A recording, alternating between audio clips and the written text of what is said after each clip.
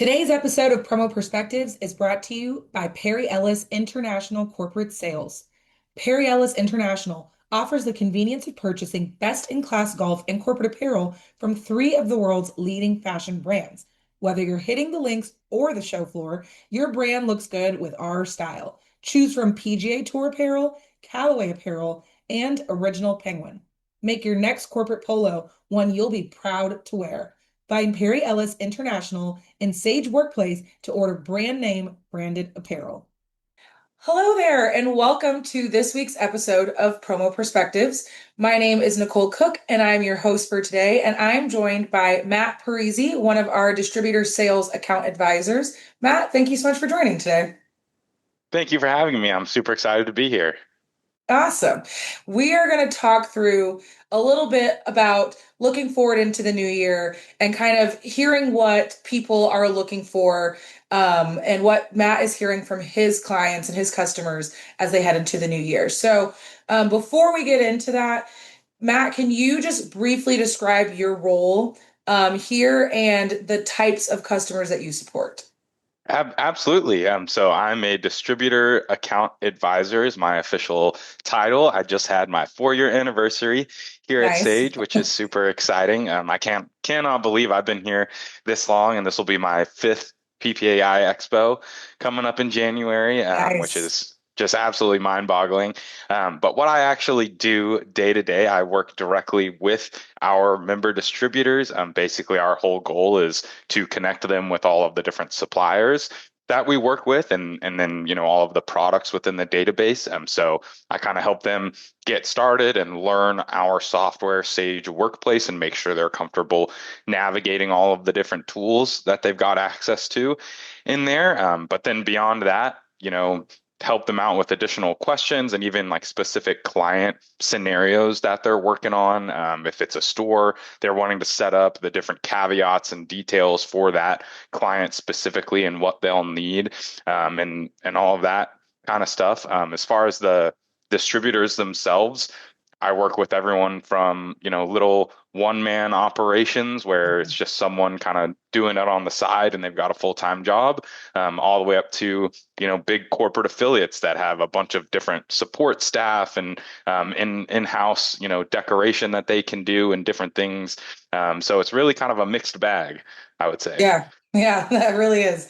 Yeah, you guys run the gamut over on the distributor sales side. So For sure. yeah.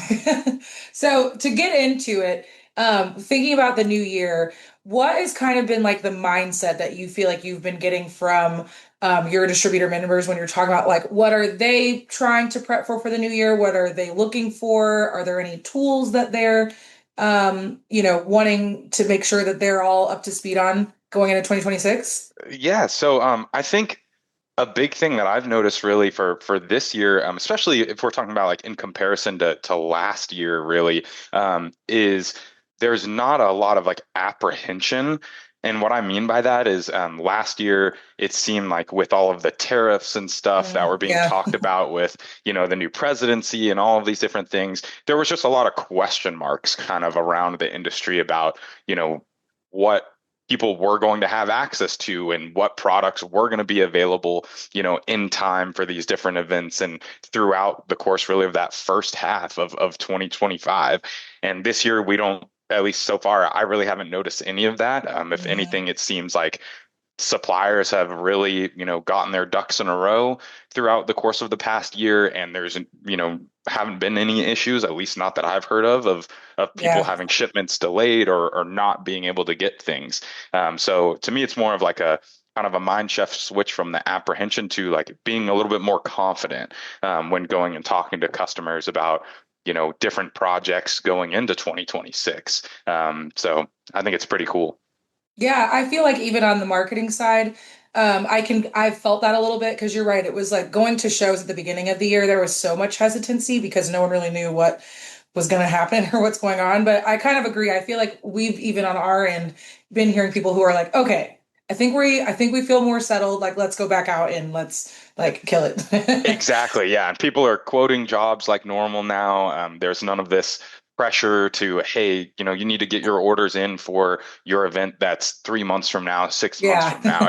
It's kind of back to normal timeline, as far as different things like that go, which is really nice. Yeah, that is awesome. Um, and thinking about products in particular, are there any like product categories that you're hearing that our distributor members' clients are looking for?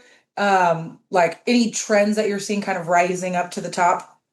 So to me, I think that question it's really case by case depending on what industry you're targeting. After Mhm. chatting with some of my customers, you hear a lot of like common things across different industries, but some of the things that I picked up, drinkware still seems to be a really, really big one, especially with some of this newer, nicer kind of drinkware that Yeah. seemed to come out over the last several years. And then kind of like some twists on some of that, even some of that existing drinkware to make it more functional, I think has been a really big trend recently, like the Mhm. functionality of different things, rather than just making it look nice, making it Yeah. actually serve a purpose for you, if that makes sense. I know Mhm. like the Awala water bottles are really popular. I've actually got one I'm It's, holding on to right here. oh, mine That's is real not in nice. arm's reach, but I have mine too. Mine's just a little bit farther away.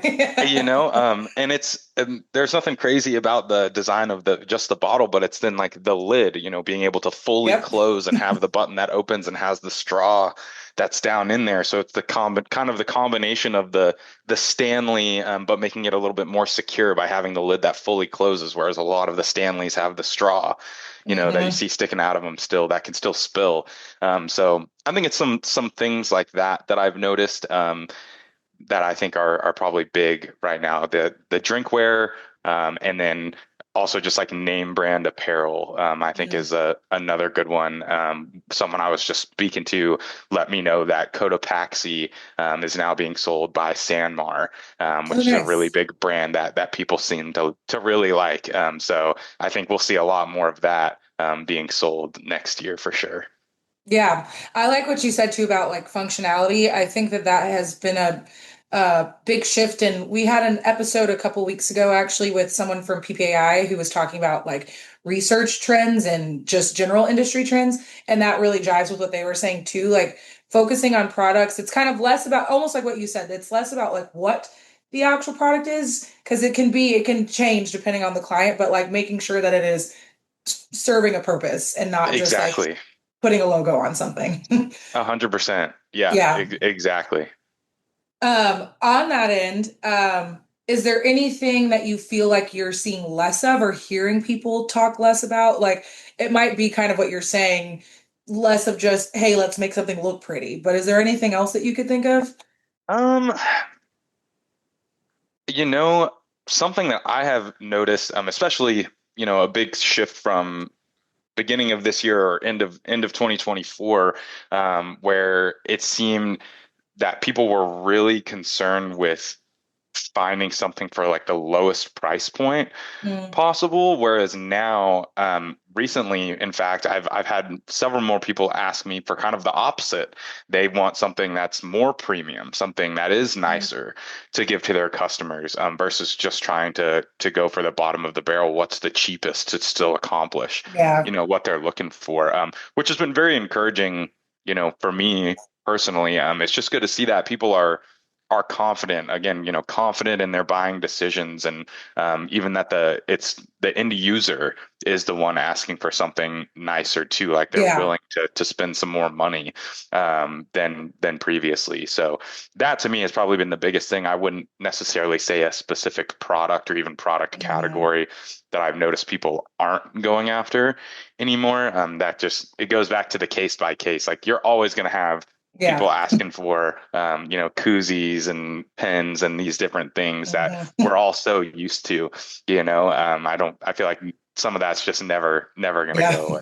So Um, something that you said that just drummed up a thought for me is to your point, a lot of the product categories, there's not a ton of difference between them, like time over time. But for anybody who is interested, we do produce a quarterly stat report. So if you guys aren't familiar, it's on our resources page and we can link to it in the episode description. Every quarter, we actually post what those product category shifts are. We post different buying behavior trends. So, obviously today we're kind of talking about looking forward as a whole, but if anybody's interested in diving deep onto some of those nuances as they pop up, we do have a resource guide as well. So just wanted to plug that real quick. Matt, back to you. Um, just kind of to wrap up and put a bow on this, um, is there any advice or anything that you would tell distributors when they're trying to work with their clients in the next year? I kind of liked what you were talking about earlier as far as like it's almost like you tell them don't be afraid to present a higher quality item because people are looking for it. Like anything kind of like that you would advise distributors next year? Yeah, so just like what you said, I mean, yeah, don't be afraid, to at least offer customers, some more of the premium products. I think people would be, somewhat surprised to hear what their customers may be willing to purchase. I mean, if it's a good quality item, with a good name brand that people want or recognize and want to have their, company logo kind of tied on with that. Yeah, I think people would be surprised to see, what their customers are willing to purchase. And Right. sometimes, the end users, they just don't know that these distributors can offer them these products. It's just not something that's been offered to them in the past. And so they may be stuck in that mindset of, oh, this person is just here to give us the company tchotchkes with our name on it, Mhm. So I think some of it is that, and yeah, just being confident in what you are offering them. I think one of the things I've seen throughout my time here that I really liked the approach of personally was, giving someone a presentation of some different product options and just don't include any pricing on there and tell them, hey, Yeah. here are three different, tumblers or water bottles that all look a little bit different, but here's kind of our reviews on them, but don't stick any pricing on there and just kind of see what they would say, and then once they pick the one that they like the most, then come back and give them that quote and just see what their thoughts are on that. And if they really are, you know, against that based on the price point, Mhm. then maybe offer them that other suggestion, that is a little bit cheaper or whatever the case may be there. But just try it, be confident and see what kind of feedback you get. Yeah. Confidence in 2026. Absolutely. Yeah, that's what we're I looking think it's a for. key. Um, well, that's all I had for you today. I wanted to thank you again for giving your input and your insights. Um, and for everybody joining today, again, like I said, we have resources that point to product category shifts. And Matt, thank you again Thank you for for having me. I do. everything. Yes. I truly appreciate it. Yeah, thank you for having me. Yeah, if you guys are, looking for some other trends and things like that, go and check out the newsstand over there in Sage Workplace. We've got a lot of really great resources in there.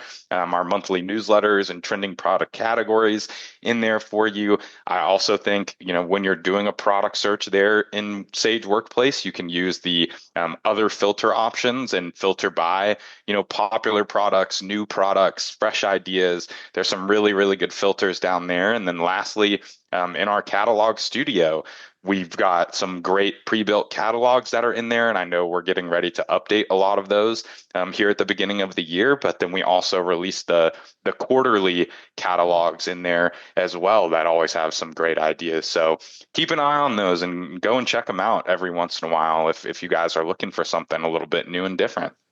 Awesome. You heard it here first. All right. Well, thank you again, and we'll see the rest of you on our next episode of Promo Perspectives. See y'all.